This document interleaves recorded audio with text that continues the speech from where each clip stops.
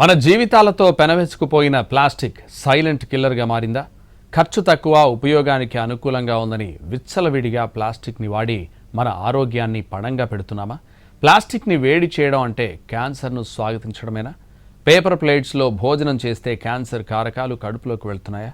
మన నిర్లక్ష్యం వల్లే క్యాన్సర్ సాధారణ జబ్బుగా మారిపోయింది. పెరిగిన ప్లాస్టిక్ వినియోగం మనిషి మనుగడకు సవాల్గా మారిందా? విచ్చలవిడిగా ప్లాస్టిక్ వినియోగించడం క్యాన్సర్కు కారణమవుతుందా? భవిష్యత్ తరాలపై ప్లాస్టిక్ ఎలాంటి దుష్పరిణామాలు చూపించబోతుంది? పర్యావరణవేత్తలు, డాక్టర్లు ఏం చెప్తున్నారు? ఈనాటి ఫోకస్లో చూద్దాం. మన నిత్య జీవితంలో ప్లాస్టిక్ భాగమైపోయింది, నిత్యావసరంగా మారిపోయింది. ప్లాస్టిక్తో ఏర్పడిన ఈ విడదీయరాని బంధం మనిషి మనుగడనే ప్రశ్నార్థకం చేస్తుంది. దీంతో ప్లాస్టిక్ను శాశ్వతంగా తరిమి కొట్టాలనే ఉద్యమం ప్రారంభించాల్సిన సమయం వచ్చింది. జ్వరం, తలనొప్పి, కడుపు నొప్పి వంటివి ఎలా రొటీన్ జబ్బులో క్యాన్సర్ కూడా ఆ జాబితాలో చేరిపోయేలా ఉందంటున్నారు పర్యావరణవేత్తలు. మనిషి పొద్దున్నే లేచినప్పటి నుండి పాలతో మొదలయ్యే ప్లాస్టిక్ స్నేహం, నిద్రపోయే ముందు వేసుకునే టాబ్లెట్స్, దాచిపెట్టుకునే బాక్స్ వరకు ప్లాస్టిక్ తప్పనిసరిగా మారింది. వాడుకునేందుకు సౌకర్యవంతంగా వస్తువులు ఉండడం, అందుబాటు ధరల్లో దొరకడంతో ప్లాస్టిక్ మన జీవితంలోకి అనేక రూపాల్లో ప్రవేశించింది. దీంతో ప్లాస్టిక్ లేనిదే రోజు గడవని పరిస్థితిలో ఉన్నాం.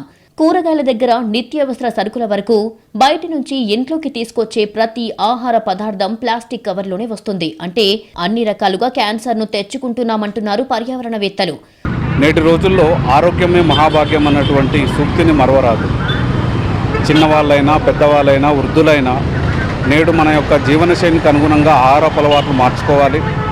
మనం నిత్యం తీసుకున్నటువంటి ఆహారాన్ని ప్లాస్టిక్ ప్లేట్లలో కాకుండా మంచిగా సంప్రదాయబద్ధమైనటువంటి ప్లేట్లలో తీసుకోవడం చాలా ఉత్తమం. దీనివల్ల ఏమవుతుందంటే మన ఆరోగ్యం అనేది మెరుగుపడుతుంది. నేడు ప్రభుత్వాలు కూడా దీన్ని గట్టిగా కృషి చేయాలి. ప్లాస్టిక్ వినియోగం లేని చోటంటూ ఏదీ లేదు. ప్లాస్టిక్ను ఎక్కడ పడితే అక్కడ, ఎప్పుడు పడితే అప్పుడు, సమయం, సందర్భం, స్థలం అనే వ్యత్యాసం లేకుండా విచ్చలవిడిగా ఇష్టం వచ్చినట్లు వాడేస్తున్నారు. ఇలా వినియోగించే వారిలో నిరక్షరాస్యులు ఉన్నారు, అక్షరాస్యులు ఉన్నారు, ఉన్నత వర్గాలకు చెందిన వాళ్లు ఉన్నారు. ప్రభుత్వ, ప్రైవేటు కార్యక్రమాలలో ఏదో ఒక రకంగా ప్లాస్టిక్ వినియోగం రొటీన్గా మారిపోవడంతో ప్లాస్టిక్ వినియోగానికి కాదెవరూ అనర్హులు అనే అభిప్రాయం వ్యక్తమవుతుంది. విచ్చలవిడిగా ప్లాస్టిక్ను వినియోగిస్తూ మన ఆరోగ్యాన్ని మనమే పణంగా పెడుతున్నామంటున్నారు నిపుణులు. ప్లాస్టిక్ తయారు చేయడానికి చాలా కెమికల్స్ వాడతారండి. అందులో మెయిన్గా BPA, PFAS అనే కెమికల్స్ ఉంటాయి. దీని నుంచి అది వేడి అయినప్పుడు ఏమవుతుందంటే ఆ కెమికల్స్ అనేటివి మనకు తెలియకుండానే మన బాడీలోకి వెళ్తాయి. వెళ్ళడం వల్ల హార్మోనల్ చేంజెస్ వచ్చేసి అక్కడి నుంచి అది క్యాన్సర్ లాగా మారే రిస్క్ పెరుగుతుంది. సో ప్లాస్టిక్ వల్ల ఈ రెండు విధాలుగా మన క్యాన్సర్ రిస్క్ అనేది పెరుగుతుంది.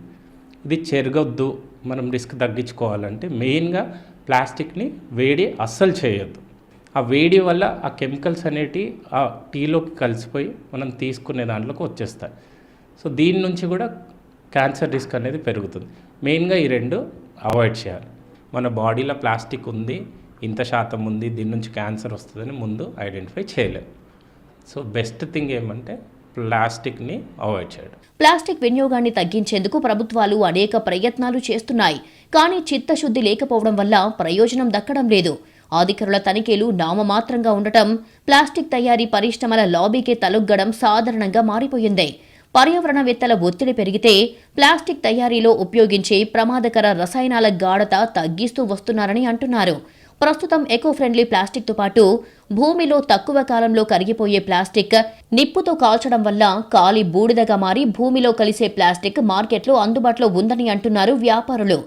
ఈ ప్లాస్టిక్ వ్యర్థాలు చాలా కాలం పాటు నశించకుండా ఉంటాయి కాబట్టి ఇవి భూమి లోపలి పోయినప్పుడు భూమిని కాలుష్యం చేస్తాయి, నీళ్ళలోకి పోతే నీటిని కాలుష్యం చేస్తాయి. అలాగే ఈ భూమిలో నీళ్ళలో ఉండి వాటి నుంచి వచ్చేటువంటి వ్యర్థాలు గాలిని కాలుష్యం చేస్తాయి. అలాగే మానవుని యొక్క శరీరంలోకి వెళ్తూ ఉంటాయి ఇవి. కాబట్టి ఈ ప్లాస్టిక్ వాడకాన్ని ఖచ్చితంగా తగ్గించుకోవాలా. దీని మీద ప్రభుత్వాలు చట్టాలు తీసుకురావాలా. ఈ చట్టాలు తీసుకురావడం వల్ల ప్రయోజనము చాలా తక్కువగా ఉంటుంది. కాబట్టి ప్రజలు స్వతహాగా వాళ్ళకి వాళ్ళు అవగాహన చేసుకోవాలి. పర్యావరణ హితమైన అరిటాకులు, మోదుగు ఆకులతో చేసిన విస్తరి ఆకులలో నిలబడి భోజనం చెయ్యలేని పరిస్థితి. కూర్చోబెట్టి భోజనాలు పెడితే అంత సమయం వేచి చూసే ఓపిక లేదు. దీంతో అందరూ ప్లాస్టిక్ ని ఆశ్రయిస్తున్నారు. దీంతో కార్యక్రమం ముగిసిన తర్వాత ప్లాస్టిక్ వ్యర్థాలు గుట్టలుగా పేరుకుపోతున్నాయి. ఎక్కడికి వెళ్ళినా మార్నింగ్ బ్రేక్ఫాస్ట్ కానించి మొదలు పెడితే ఈవినింగ్ డిన్నర్ వరకు ప్రతి విషయంలో ఈ ప్లాస్టిక్ తోటే సహవాసం చేయాల్సి వస్తుంది. సో ఈ ఆర్గానిక్ వాడటం అనేది కొంచెం తక్కువగా ఉంది. దాన్ని విరివిగా అందుబాటులోకి తీసుకొని ఈ ప్లాస్టిక్ని నిషేధిస్తే ఈ క్యాన్సర్ను తర్వాత ఈ రోజుల్లో క్యాన్సర్ కూడా కామన్ డిసీజ్ కింద మారిపోయింది. సో ఇవన్నిటిని నివారించాలంటే కుండల పాత్రలలో యూజ్ చేయడము, తర్వాత ఈ మోదుగాకులను మళ్ళీ రీసైకిల్ చేసి మళ్ళీ ఇప్పుడు యూజ్ చేసేటట్లుగా వాడితే కాస్త ఈ జీవితం తర్వాత ఆరోగ్యాన్ని కాస్త మనం ఆయుష్ ప్రమాణాన్ని పెంచుకునే అవకాశం ఉంటుంది. పేపర్ ప్లేట్స్ భోజనం చేస్తున్నామంటే ఎంత ప్రమాదమో ఎవ్వరికీ అర్థం కావడం లేదు. పేపర్ ప్లేట్స్ పై ఉన్న సన్నని ప్లాస్టిక్ పొర వల్ల భోజనంతో పాటు ప్లాస్టిక్ పేపర్లో గల క్యాన్సర్ కారకాలు మన కడుపులోకి వెళ్తున్నాయి. అంటే మనం మన చేతులతోనే క్యాన్సర్ కారకాలను కడుపులోకి కుక్కుతున్నాం. జనాలకి మనం ప్లాస్టిక్ వాడొద్దు అంటే కూడా వాళ్ళు అదే అలవాటు పడ్డారు. పేపర్ గ్లాస్ కూడా వాడమన్నారు. కాకుంటే పేపర్లో వాటర్ వేస్తేమో ఆగదు. ఎంతసేపు అయినా మేము 5 నిమిషాలు అయితే వెంబడే కారిపోతుంది పేపర్తో. జనాలు చెప్పినారు, ఇంతకుముందు అధికారులు చెప్పినారు, కమిషనర్ అంతా చెప్పి నల్గొండలా. కాకుంటే దానికే అలవాటు పడ్డారు. మన ప్లాస్టిక్ లేకుంటే ఏ వస్తువు కూడా తయారు కాదు, ఏ వస్తువు కూడా బయటికి వెళ్ళదు, రిలీజ్ కాదు. రీయూజబుల్ భూమిలో కరిగే ప్లాస్టిక్ ను వాడుతున్నామంటే అంతకంటే అవివేకం ఇంకొకటి ఉండదు. సంబరపడే వాళ్లకు భూగోళ శాస్త్ర నిపుణులు హెచ్చరికలు జారీ చేస్తున్నారు. ప్లాస్టిక్ ను కాల్చడం ద్వారా భూమి, గాలి కాలుష్యమవుతుంది. క్యాన్సర్ కారకాలు భూమిలో, గాలిలో కలిసి మానవ శరీరాల్లోకి ప్రవేశిస్తున్నాయి. 22 మిల్లీ మైక్రో నానో ప్లాస్టిక్లను పీల్చుకుంటామని, ఆ తర్వాత అవి శరీరంలో రక్తంతో పాటు కలిసిపోయి అనేక అనర్థాలకు, అనారోగ్యాలకు, ముఖ్యంగా క్యాన్సర్కు కారణమవుతాయని అంటున్నారు. అంతేకాకుండా శరీరంలో జన్యు మార్పులకు, వంధత్వానికి కూడా కారణమవుతుందని, భవిష్యత్ తరాల ఆరోగ్యంపై తీవ్ర దుష్పరిణామాలు చూపిస్తుందని అంటున్నారు నిపుణులు. చట్టాల వల్ల ప్లాస్టిక్ను రూపుమాపడం కష్టం. ప్లాస్టిక్ పై అవగాహన పెంచుకోవాలి. అప్పుడే మార్పు సాధ్యం. ప్లాస్టిక్తో పాటు క్యాన్సర్ నుంచి మనకు విముక్తి. ప్లాస్టిక్తో మనిషికి ఏర్పడిన విడదీయరాని బంధం మనిషి మనుగడనే సవాల్ చేస్తుంది. ఇప్పటికైనా ప్లాస్టిక్ వినియోగాన్ని తగ్గించకపోతే క్యాన్సర్తో సహజీవనం చేయాల్సిన అనివార్యమైన పరిస్థితి ఏర్పడుతుందని పర్యావరణవేత్తలు చెప్తున్నారు. ఇప్పటికైనా ప్లాస్టిక్ని వినియోగించడం తగ్గిస్తే భవిష్యత్ తరాలు అనారోగ్య బారిన పడకుండా ఉండొచ్చని డాక్టర్లు సూచిస్తున్నారు. కెమెరామెన్ బాలుతో విజయభాస్కర్ టీవీ, నల్గొండ జిల్లా.